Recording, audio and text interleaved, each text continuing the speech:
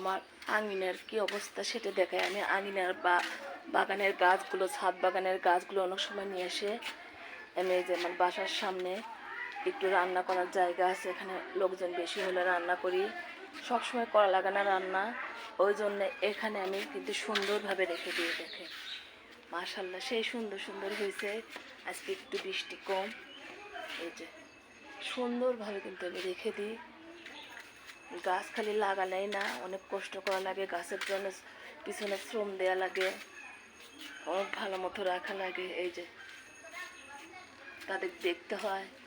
তারপরেও কালকে রাতে আমি ইপসন সল্টও গাছে দিছি। ইপসন সল্ট দিলে কিন্তু গাছে অনেক সবুজ গ্রিন অনেক ভালো হয়, অনেক সুন্দর হয়। দেখেন মাশাল্লাহ কত সুন্দর। এই যে আমার মরিচ ধরছে কত ভালোভাবে। এইভাবে কিন্তু সুন্দর করে রাখে।